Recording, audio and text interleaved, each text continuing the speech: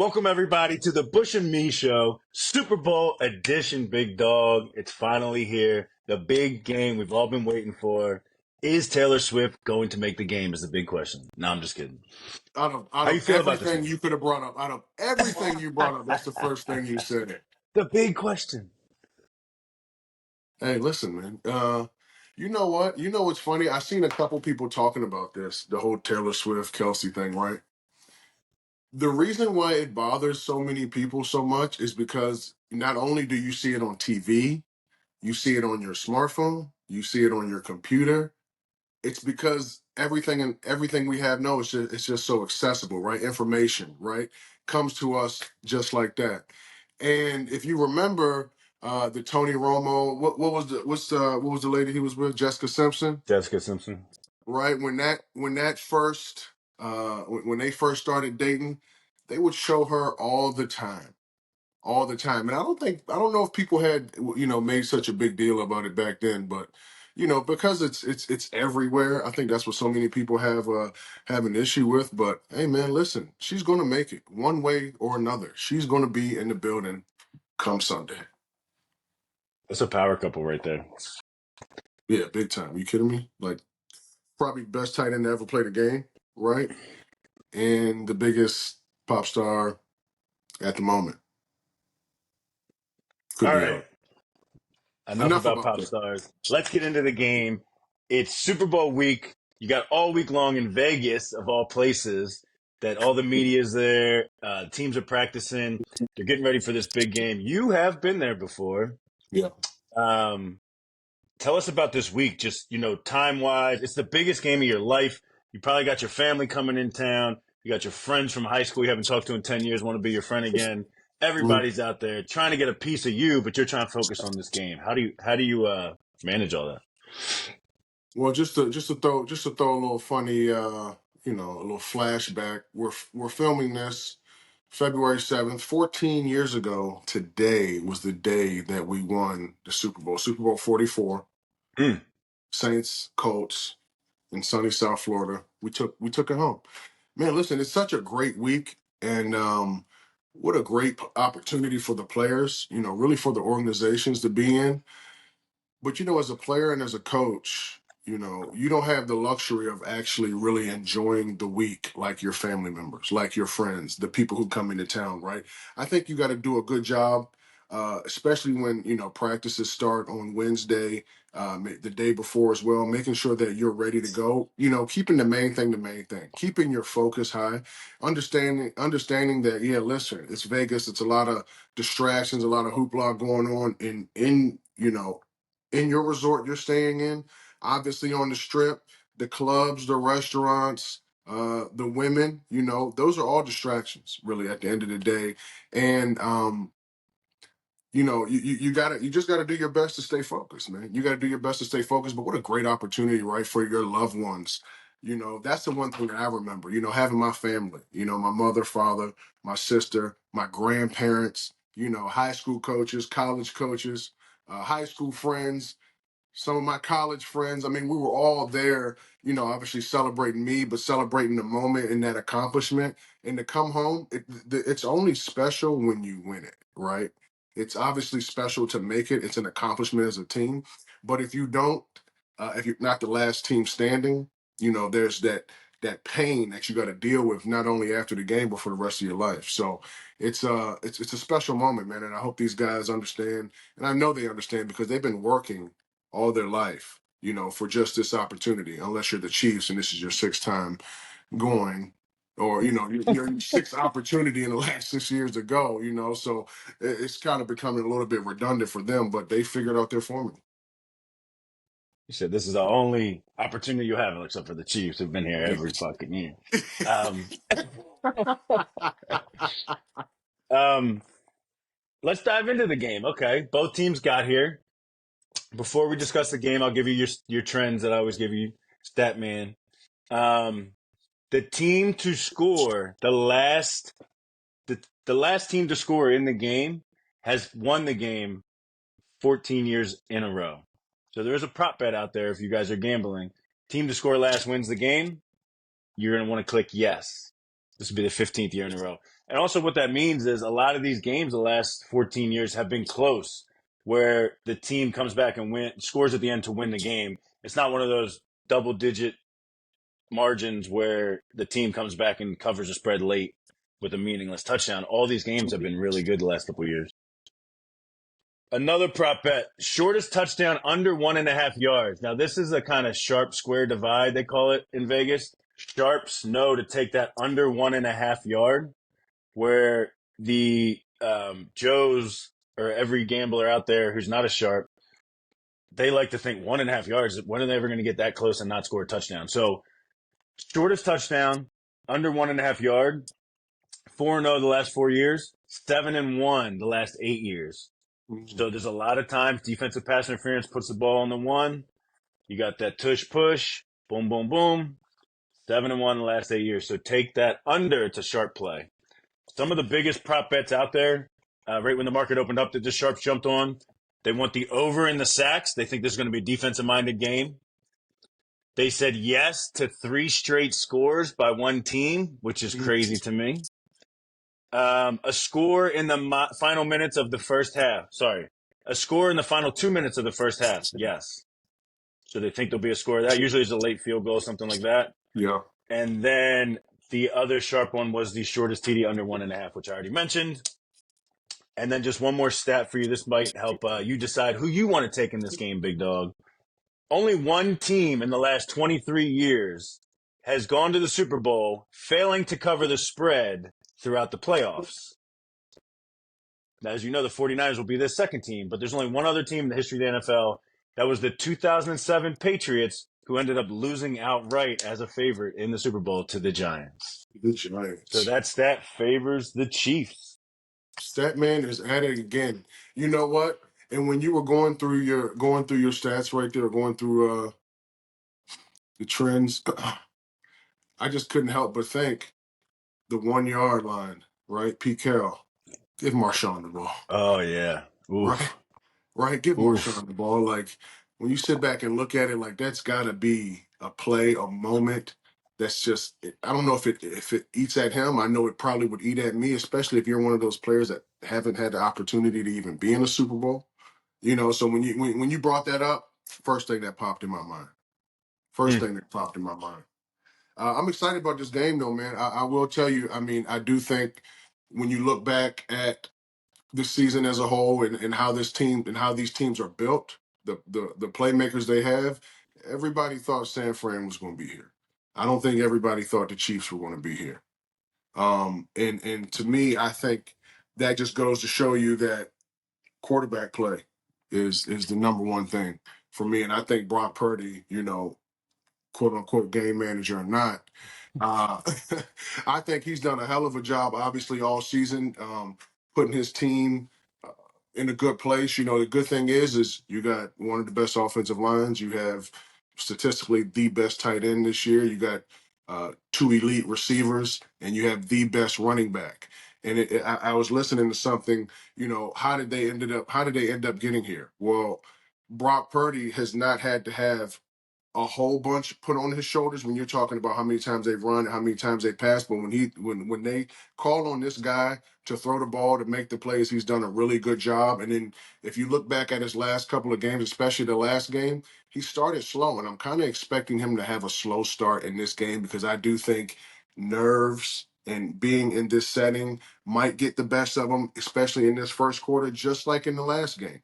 But then you see Last a two guy who games. really, last two games, Last two games, yes. yeah, they were slow. Yes, They yes. started slow against Green Bay as well. Very true. Very true. So I don't think that trend is going to change because the games and what the games mean is just heightened. So I do believe that Brock Purdy's going to he's going to start slow. He's going to definitely lean on that defense, lean on his running game.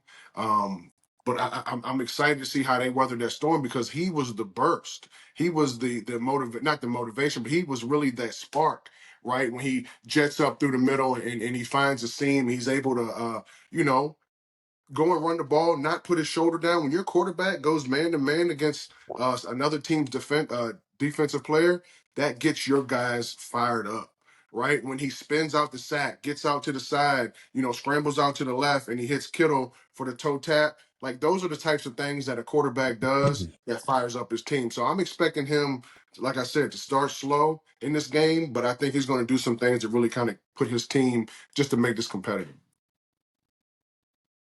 Stage is big, but the field's the same size. So Facts. he's got And to.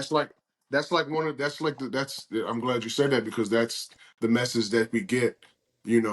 I forget who did our pregame speech, but they're telling us, man, at the end of the day, It must not when have you made an get on that impact. stage, yeah, it's 53 yards wide, dude.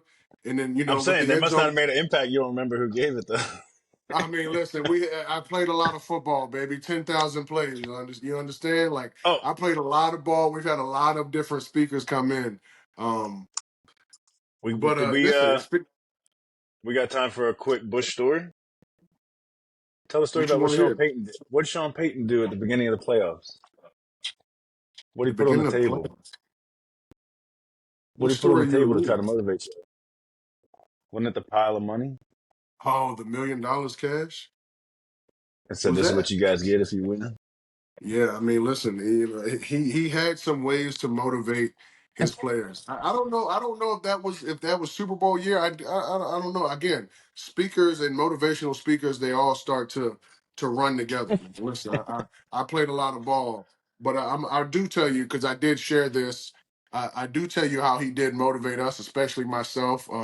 Super Bowl week got off to a little bit of a rocky start for your boy. It got off to a little bit of a rocky start. I decided to, again, when you have a Super Bowl in a place like Las Vegas, distractions just come. Okay.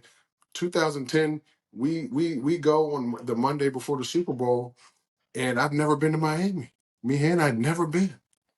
So I'm like, I gotta go see what it's like. And I enjoyed.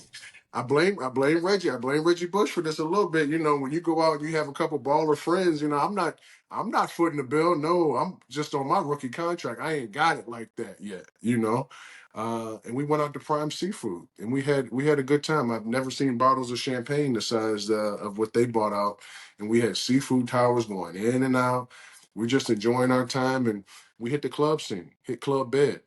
You ever been in the I mean, you spent a lot of time in New York, so you might have been in a section that had a bed, but every single section had a bed. I'm like, what the hell kind of establishment is this? So, again, we're in the moment. It's the Miami lifestyle. It's like, who's that famous person there? It's like, what's going on over there?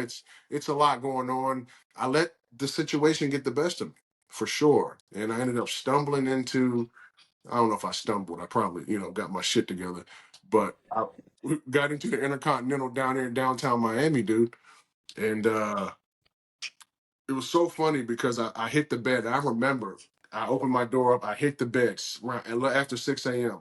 Hit the bed. I woke up not like 9:45. We're supposed to be down at then called Sun Life. I'm really showing my age, which is crazy, but it's called Sun Life Stadium. Then we're supposed to be there like 9:15. I don't wake up till like 9:45. I'm in pure panic Mm, mode. Pure panic mode. I I jumped out the bed with the same clothes I had on in club bed the night before. It was crazy. mm, Listen, dude. Long story short, I found a young lady, an officer, Miami-Dade County officer, police officer, got me down to Sun Life Stadium, and he and Sean Payton, and you ever did the walk of shame as a man in the locker room? That's what it felt like.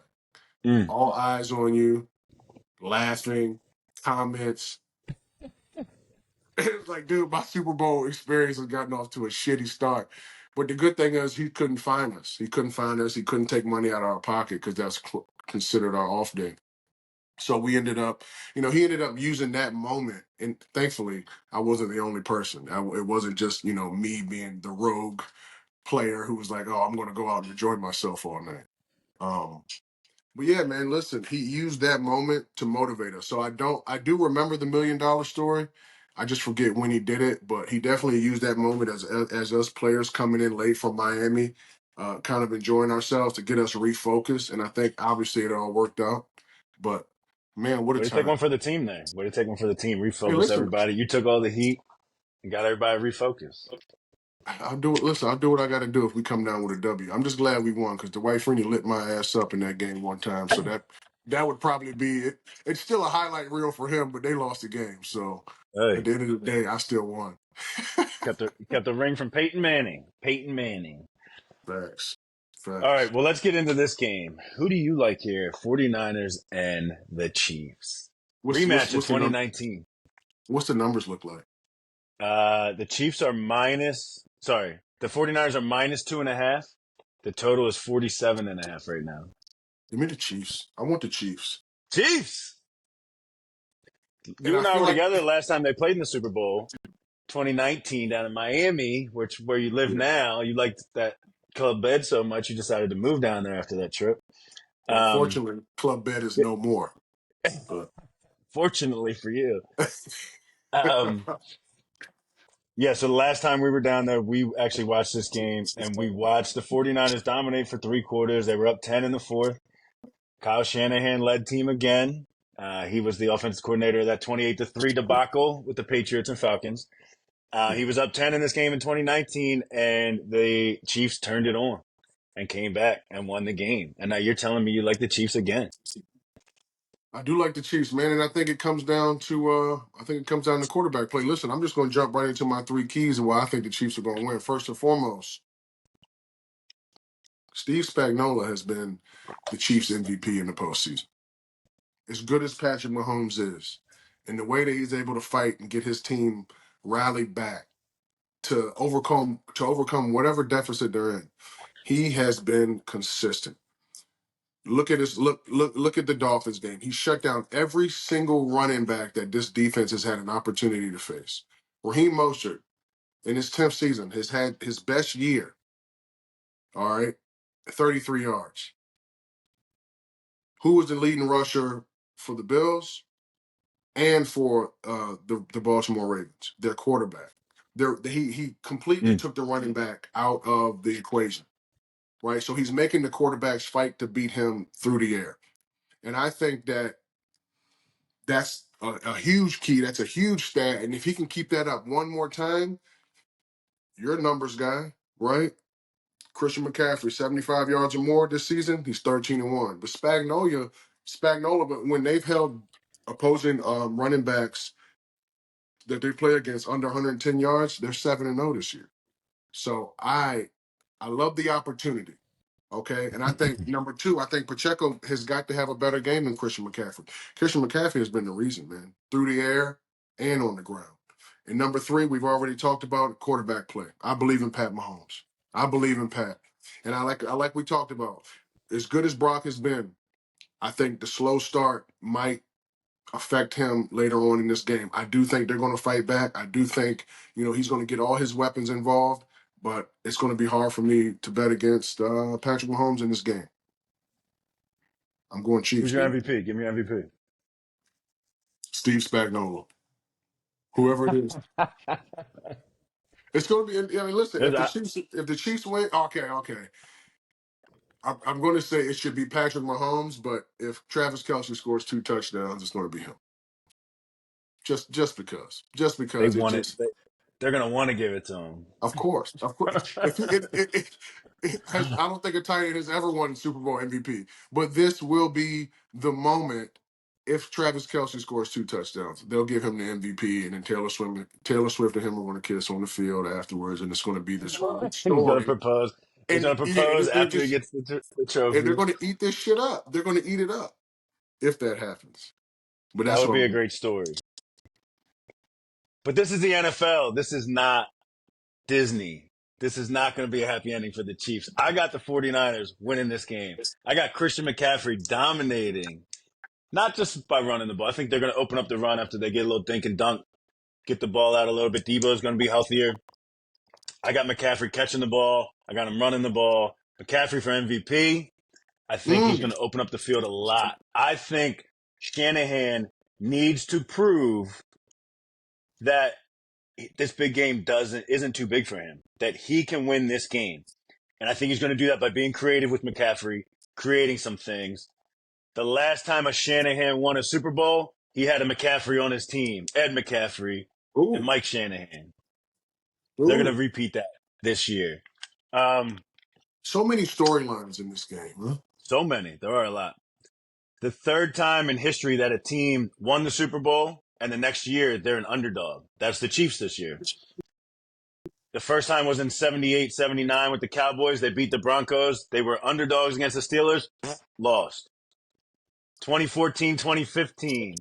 Seattle Seahawks beat the Broncos. The next year they're underdogs against the Patriots. Lost. That's the game you were just talking about earlier. Run the ball. The Chiefs were actually underdogs last year. It closed as an underdog. They beat the Eagles. And then what's going to happen this year? They're going to lose as underdogs to the Ooh, 49ers. I got the ooh. 49ers win this game. Brock Purdy is not a game manager. He's going to do enough to win this game. Actually, you know what? He's going to throw the ball to Debo.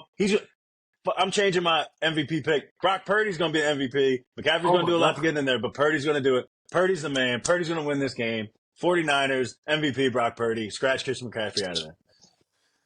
Listen, I hope that happens. And as soon as it happens, he needs to go get on Cam Newton's show, and they're gonna talk about this game manager stuff. They're gonna hash it out right there. So I wish I could tell our producer to delete everything I just said because I want that moment to happen. I want that moment to happen. I want Brock Purdy now to win Switch the it. You can MVP. switch it. Switch it. Why didn't we talk about this before?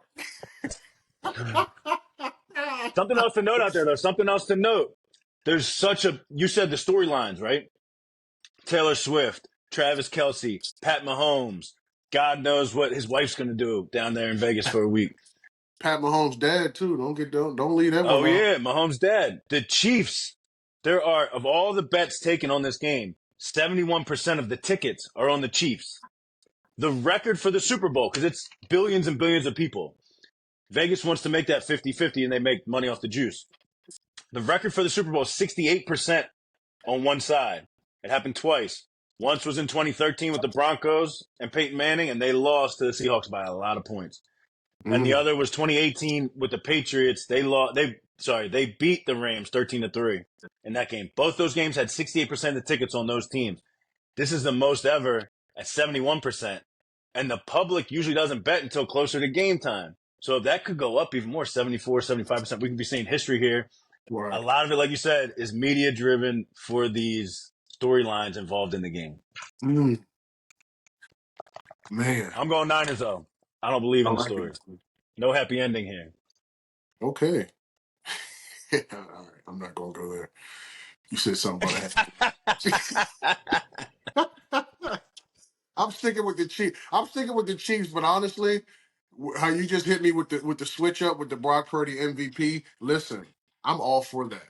But I do believe the Chiefs. I believe in quarterback play. I think he's just got it. This guy has got something. He understands what it takes to win in the postseason. I'm talking about Patrick Mahomes. Let's see how these distractions, though.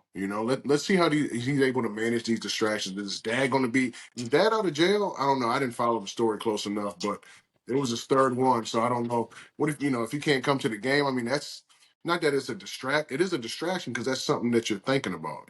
That pulls you away from what's really important now. You know what I'm I'm saying? sure they'll. So. I'm sure they'll set bail and he'll be able to make it.